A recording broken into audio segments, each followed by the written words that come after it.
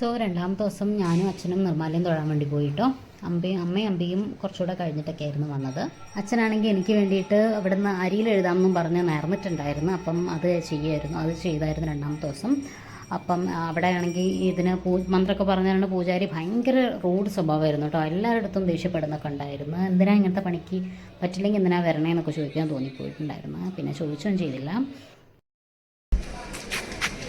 അപ്പോൾ പറ, നമ്മൾ എങ്ങോട്ടാണ് പോകുന്നത്? ഭക്ഷണം കഴിക്കാൻ കൂട്ടുപുര. ഓക്കെ.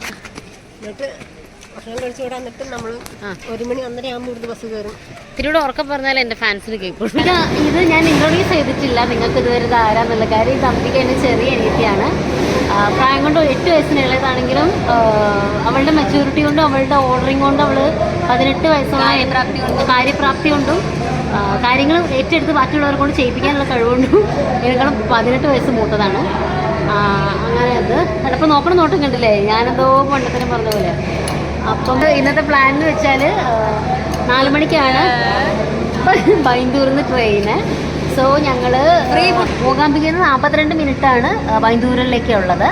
അപ്പം ശരിക്കും 3:56 ട്രെയിനെങ്കിൽ 3 മണിക്ക് ഇറങ്ങിയാലും മതി, അല്ലെങ്കിൽ 2:30 ഇറങ്ങിയാൽ മതി.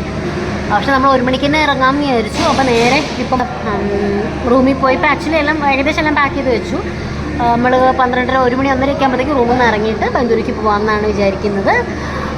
സോ അത്രയാണ്. ഭക്ഷണം കഴിച്ചിട്ട് നോക്കാം. ഭക്ഷണത്തിന് ഒരു പച്ചരിയോ പൊന്നിരിയോ ഒരു ചോറാണ്, സാമ്പാർ, രസം, ചമ്മന്തി, മോര്, പായസമൊക്കെ ഉണ്ട്. അത്യാവശ്യം മോശമില്ലാത്ത ഭക്ഷണമാണ്.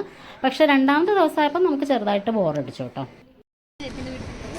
സോ ഞങ്ങൾ ഭക്ഷണം കഴിച്ചിറങ്ങി. ഫ്രാങ്ക്ലി സ്പീക്കിംഗ് രണ്ടാമത്തെ ദിവസമായപ്പോൾ ഞങ്ങൾക്ക് ആർക്കും വേണ്ടായിരുന്നു.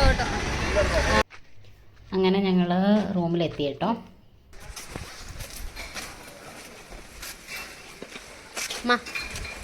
നമ്മൾ പോവല്ലേ? കോട്ടക്കരി മേല് നല്ല വെയിലുണ്ട്. കോട്ടക്കരി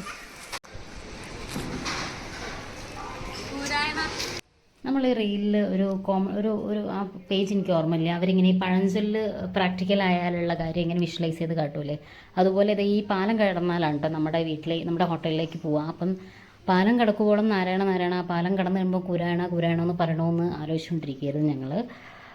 എങ്ങനെയുണ്ട്? അതൊരു വിറ്റായിരുന്നു കേട്ടോ. നിങ്ങൾക്ക് ഇഷ്ടമെങ്കിൽ കമൻറ്റ് ചെയ്യണേ. അങ്ങനെ നമ്മൾ 5 മിനിറ്റാണ് നമ്മൾ ബസ് സ്റ്റോപ്പിലേക്ക്. അവിടുന്ന് കറക്റ്റ് സമയത്ത് തന്നെ ബസ് കിട്ടി. നമ്മൾ 1 മണിക്കൂർ മുന്നേ റെയിൽവേ സ്റ്റേഷനിലെത്തി. ഭയങ്കര കംഫർട്ടബിൾ ആയിട്ടുള്ളൊരു ബസ് യാത്രയായിരുന്നു കേട്ടോ. പക്ഷേ ഒരു വിഷമം ഉണ്ടായിരുന്നുള്ളൂ, നമുക്ക് നെറ്റ്വർക്ക് ഒട്ടും ഉണ്ടായിരുന്നില്ല വഴിക്കൊന്നും. അപ്പോൾ സ്പോട്ടിഫൈയിൽ പാട്ടൊന്നും കേൾക്കാൻ പറ്റിയിട്ടില്ല. പക്ഷെ നല്ല കാഴ്ചയായിരുന്നു കേട്ടോ. പോകുമ്പം കറക്റ്റ് സമയത്ത് ട്രെയിൻ എത്തി. നമ്മൾ കയറി അംബികയ്ക്ക് അന്ന് തന്നെ എറണാകുളത്തേക്ക് പോകണമായിരുന്നു. അപ്പോൾ കോഴിക്കോട് 11:30 എത്തിയപ്പം അംബികയ്ക്ക് 11:45 ട്രെയിനായിരുന്നു. അവൾ പോയി. ഞങ്ങൾ വീട്ടിലേക്കും പോയി. അപ്പോൾ ഇതോടെ നമ്മുടെ മൂകാംബിക വ്ളോഗ് കഴിഞ്ഞു. എല്ലാവർക്കും ബൈ.